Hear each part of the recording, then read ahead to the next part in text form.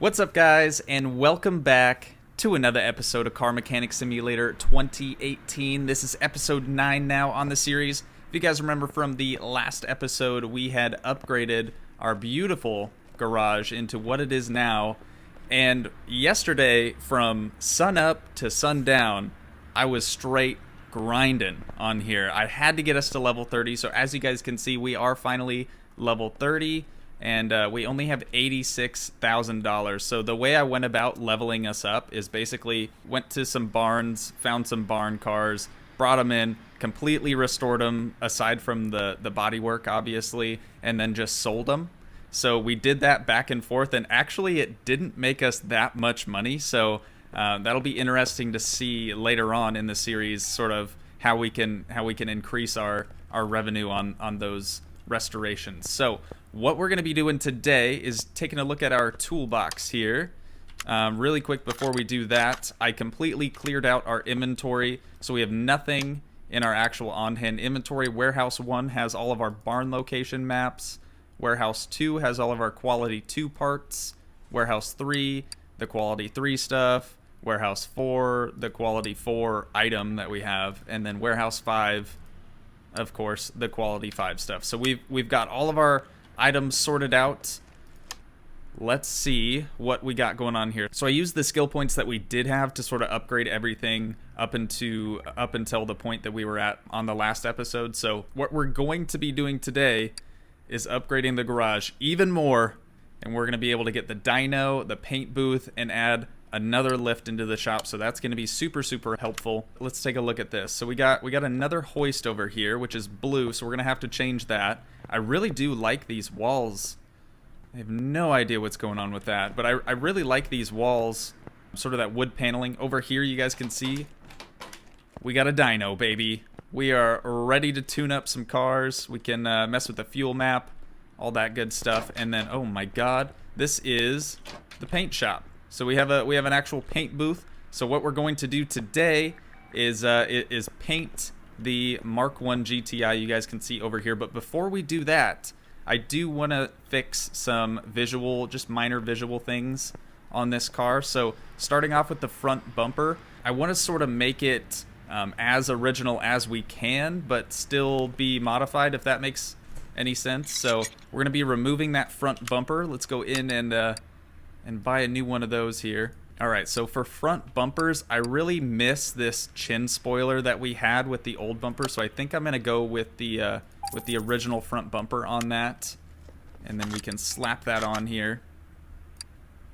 So add this one with the chin spoiler. It is going to add those orange reflectors again, but I don't hate them, but I really wanted to have that chin spoiler back, sort of cover up that subframe a little bit. Moving around the car, I don't think we need to do a whole lot else. I like the rear bumper. Now the other thing we can do is, you guys can see our fitment is not exactly perfect. So what I'm going to be doing is moving this over to car lifter A here. We're going to put this thing up in the air. We're going to be swapping out these wheels. I know, we're gonna get rid of the Porsche wheels, but we're gonna be replacing them with something that looks just a tiny bit better. These sort of look like BBS wheels, like the Style 5s. Let's get 4 of these in a, what are we at right now, 15s. So let's do a 15 and then have the offset be like 25, sort of push that wheel out a little bit more. There we go, that's $2,000 down the hole. And then the tires we should be able to use. It's just a 225/45 15, so we should be able to use those still. Let's take all of these wheels off. Alright, so that should be the last wheel there. Now we just have to come over to the machine. Since we are going to be keeping those tires, we're going to have to separate each one so we can get those tires back. We could just buy new tires and mount those on the rims, but this is probably a little bit easier and way less expensive. So, alright, this is the last wheel. Once we take this thing off, we can start mounting our new BBS rims on the same tires. So let's get those here. BBS wheel, and then 4 new tires. So we'll have to mount, we'll have to just remount these tires. Not a big deal, but it will take just a little bit of time. All right, we're going to be balancing our last wheel here. Let's head over to the car. And we can mount our new BBS wheels. There we go. All right, looking good. So let's see how much that poke brought those out. So the width of the actual wheel is going to be the same, but you guys can see up here in the corner how much that actually brings that wheel out to sort of fill that wheel well, especially with this car because it does have fender flares from the factory. The old ones were just too sunk in. It just didn't look right. So we're going to be adding these all the way around the car. And I do miss the Porsche wheels. Don't get me wrong. I think the Porsche wheels were really cool, especially because they sort of match the interior theme that we had going on. But I think these are going to look just as good, if not better. All right, last wheel mounted up. So let's take a look here.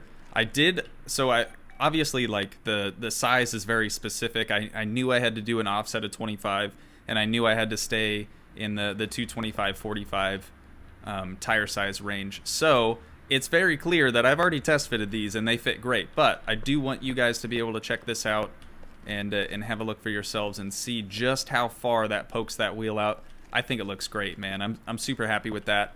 So now, let's see. Do we have a welder? That's the next thing, because we have got a ton of rust on this car. We're gonna have to. It's kind of funny, but yeah, you use the welder to basically get rid of the rust. It's $1,000, and there we go. Rust be gone. So we can move the welder back to its original location. Let's lower this thing down on the ground here, so we can get a little bit better look at it. I love that chin spoiler. I am super pumped about that chin spoiler. Okay, so let's move this into the paint booth now. There we go. We'll run over here as fast as we can. We don't actually, I was gonna say we don't have an upgraded run skill, so let's upgrade that here while we have the available skill points. There we go. Should be a little faster. Honestly, not much of a difference, but we'll run with it, literally.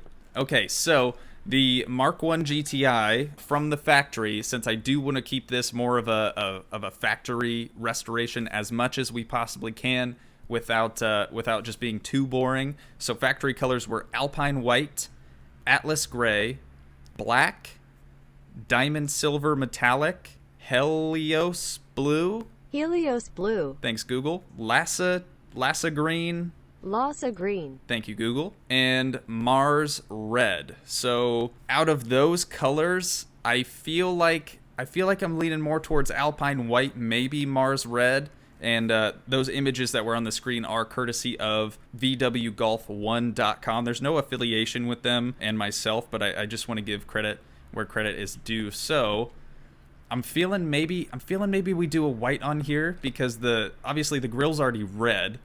So I think that'll be a nice accent color. Let's head over to the paint shop here and see what sort of color we can mix up. So hue, we're gonna want, I think we want that maxed out. I'm not really sure. Brightness, it is a bright white, as you guys can see from the photo. Metallic, that doesn't necessarily matter. We could do a pearl. Chameleon's not gonna matter with white. Let's do a pearl white. Why not? Let's see if there's any liveries. No, there's no liveries for the car. So painting price is $1,000. And there we go. She is now Alpine White. That is super cool, dude. That looks, it totally changes the look of the car. I mean, that looks a ton better. All right, you guys know that this engine here was the turbocharged BFM engine, which is way more souped up than the original inline-4 that was in this previously. But from the factory, so without all the like performance enhancing stuff that we did to it, it should make 279 and 281 foot-pounds of torque. So we are going to be closing this hood up and sending it over to the dyno. We're finally going to get some accurate numbers on what sort of power our little GTI is making now. So let's head over to the dyno in here. There we go. It's ready to go. There's no straps, but I'm assuming that once we start, the straps will come out so we don't fly off of this thing.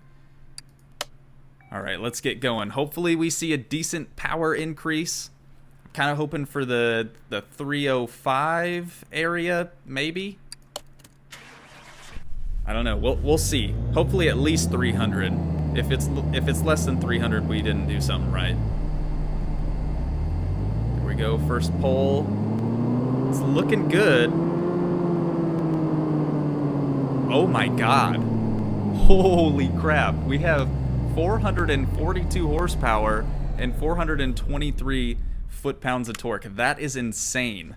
That upgraded gearbox definitely helped us out too. Actually getting that torque out of the engine onto the wheels. That is so cool, dude. I'm super happy with that. So let's move this back into the garage entrance A here. And let's go take a little closer look at this thing. So if you guys remember from the like third, maybe fourth episode of the series, we had bought this from a barn. It was in shambles, and now it is 100% complete. Our interior condition actually isn't that good. I don't know why that is. Let's see if there's anything at all in here that we can get rid of. Oh, you know what it is? God, I am so stupid. Okay, hang on. Hang on just a second. We should have like a interior car care cleaning kit. Let's see if we can move this over to the garage. There we go. And then this should clean up the rest of the interior, making it 200%. Let's use the equipment, 100 bucks. It's a small price to pay. But if we come over here, there we go. So everything on this car now is 100%. The mileage you don't actually have to necessarily worry about because it has a brand new engine, brand new trans, brand new everything. Like it's all completely restored. Surprisingly, so I can't remember what we bought the car for. I think it was like 28,000. Maybe it was less than that. But it looks like if we were to sell this thing, we're not going to get a whole lot of money for it. So I think we should just keep it. Let's take it over to the, not the test track, but the actual race track, and let's see what sort of trouble we can get into in this thing. All right, and here we go. We're gonna try to put our best time down, and off we are. God, we are just spinning through gears, dude. That 400 horsepower is no joke. We're gonna see if we can at least keep it on the track. It is very, very hard to drive. There's just too much power going to those front wheels. We might have even needed to, oh geez, make the at least the front wheels. We should have done like a race tire. I didn't know it was gonna be this fast. We did test it out and it felt really fast. I thought it was weird that it was spinning through all the gears, but this is just insane, dude. Okay, coming up to the bottleneck here. Gonna have to scoop it around this corner. There we go. Around the bend here. Stay on the track. Oh my god, you cannot accelerate out of a turn. It just, the torque steer is just insane. It's almost matched in torque what it has for horsepower, so that is just a nightmare to drive. But here we go. We got 150 miles an hour coming through the finish line. And we're gonna smash into a wall. So we got a minute and 11 seconds. I think that's pretty good for a Mark 1 GTI. If we didn't restore this thing completely, there's no way it would have held up for a full lap around this track. So let's head back to the garage now.